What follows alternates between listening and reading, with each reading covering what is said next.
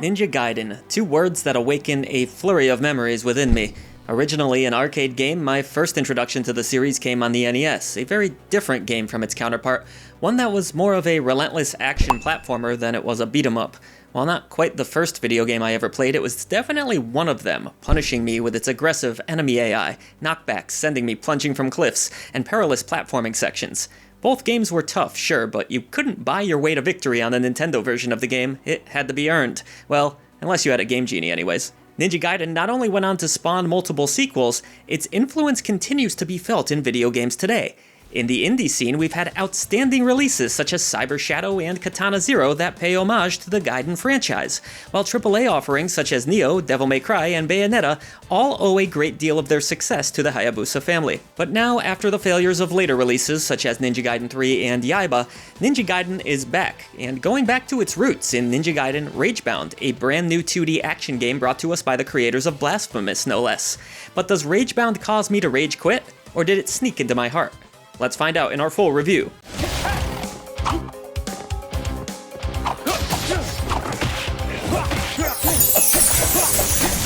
But real quick, throw a ninja star into the Gaming Echo Chamber's plans by supporting indie visibility. Head over to patreon.com/idreamofindiegames and you'll gain Discord access to the greatest indie gaming community. Enjoy early ad-free shows, receive a shout-out at the end of every video we produce, our podcast 3 days early, and so much more. Your new indie gaming community is waiting for you. Ninja Gaiden Ragebound calls back to the series' beginnings, not only in how it looks, but in how it plays. With gameplay once again taking place on a 2D plane, you'll slice and dice your way through an endless slew of adversaries on a quest to seal away a clan of demons who managed to bust through a mystical barrier and now threaten to put an end to humanity. It's not Ryu at the center of our story this go-around. Instead, newcomer Kenji Mozu, a member of the Hayabusa clan, will take his place. Kenji isn't exactly alone, however, as he becomes fused with a member of the Black Spider Ninja clan named Kumori. This adds an interesting twist to a familiar formula, where you will periodically be able to swap between characters who play drastically different from one another. Most of the time you'll be controlling Kenji, but when you aren't, Kumori has limited time to hop and wall jump across a demonic version of the world in order to open paths forward. Kumori's gameplay sections are some of the strongest and most challenging moments throughout Ragebound. And on the topic of challenge, you're probably already wondering, how tough is Ragebound when compared to other entries in this notoriously brutal series? The truth of the matter is, Ninja Gaiden has never been more accessible nor less challenging, at least on an initial playthrough. While accessibility options are available, such as infinite health, incoming knockbacks, and even control over the speed of the game itself, to my shock, I didn't really need to use any of these. Now understand, everyone's skill level is different, and using these options doesn't actually penalize you in any way, which is nice, but in my personal experience, I hardly broke a sweat during my first 3 to 4 hours of Ragebound, outside of a few tricky bosses. There is a fairly steep difficulty spike in later stages of the game, but when I say later, I mean much later. This shocked me a bit, especially given the fact that beating the entire game is a requirement to unlock hard mode at the time of this review. This means that many players who are more familiar with the 2D action genre will quite easily breeze through Ragebound, and honestly, if they're anything like me, may even feel slightly bored at times, as much as that pains me to say.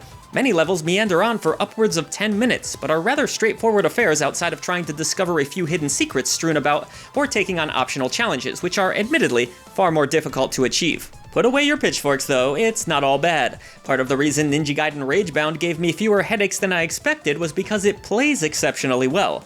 The default speed of the game feels perfect to me, combat is quick and snappy, and platforming may very well be some of the most responsive I've experienced so far this year. Whether I was clinging to walls, hanging from planes, or even running away from massive demons, the controls never once let me down. This is especially important when relying on Kumori, who must move quickly as her sections are somewhat time-based on how much magic she has left in her tank. Ragebound also introduces some exciting new mechanics and feels more momentum-based than any entry before it. For one example, Kenji can, and in fact will need to, pogo bounce off of enemies to reach otherwise unreachable areas or clear large gaps. This technique is known as guillotine boosting and requires players to press an action button just as they're about to land on a foe. Hopping off of enemies didn't take me much time to master and can also be slightly exploited throughout certain levels to skip over sections of enemies entirely. Also new to this entry is, as the title alludes to, your rage gauge. Defeating foes builds your rage meter up, eventually allowing players to unleash a screen-filling attack of devastation. Or, a rage art, I guess. There's also the aura system, where killing an enemy which has a certain glow around it will grant you a powerful slice that will usually take down stronger foes in a single hit, or even stun bosses briefly. If you happen to be running low on magic, which is sometimes required to perform certain abilities, you can sacrifice a bit of health to gain more, though I rarely had to do so on my first playthrough.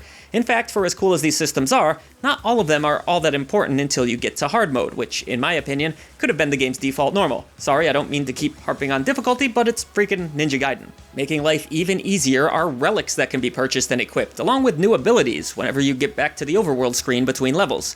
You can equip 2 relics at a time, and they definitely make a huge difference. Outside of the main campaign, optional side missions also exist, adding a few additional hours of gameplay to what normally clocks in around a 5 to 7 hour experience, depending on your skill level. Factoring everything, Ninja Gaiden Ragebound feels really good to play, easily matching blows with any game of its genre mechanically. While the NES games are remembered for being rather bleak affairs visually and tonally, Ragebound's brighter visuals and slightly more comical tone don't necessarily match the darker aesthetics of its forefathers. Now, don't get me wrong, this is still a fairly bloody affair, and when I say comical, I don't mean laugh out loud funny, but the writing definitely struck me as being made for a more modern audience. And hey, that's fair, it's not the 80s or 90s anymore.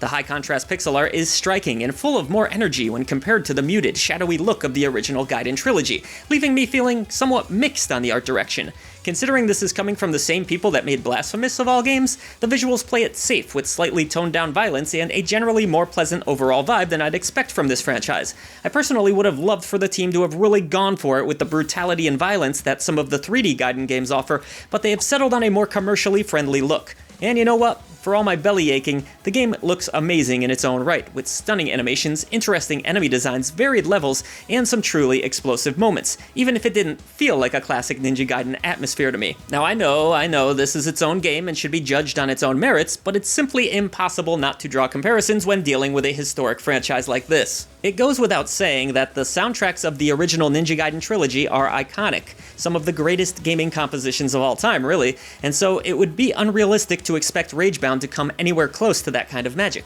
But that said, what's here is really good. High-energy songs that offer infectious melodies. There are strong lead guitars, hammering drums, and thumping bass throughout, accompanied by excellent sound effects that bring the world to life beautifully.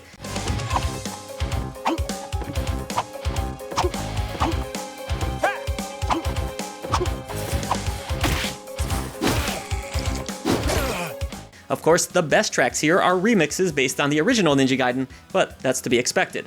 Ragebound is a great visual and audio package overall, even if the slightly lighter tone wasn't my cup of tea. Your mileage may vary on that. While Ninja Gaiden Ragebound may not live up to my lofty expectations in every aspect of what a new 2D entry in the franchise should be, the game knocks it out of the park with fantastic controls, fun new systems, and rockin' visuals and audio. I do wish hard mode had been available from the start, but there's plenty of content here for fans of the genre, and reasons to revisit that I won't spoil for you. One thing I think we can all agree on, though, it's great to have a Ninja Gaiden game in the classic style once more, even if it's just a little bit dull around the edges. On our scale ranging from the dreaded Indie Krampus for the games that you should avoid all the way up to the elusive Golden Genie Lamp of Approval for those essential releases, I'm going to go ahead and award Ninja Gaiden Ragebound the Silver Genie Lamp of Approval.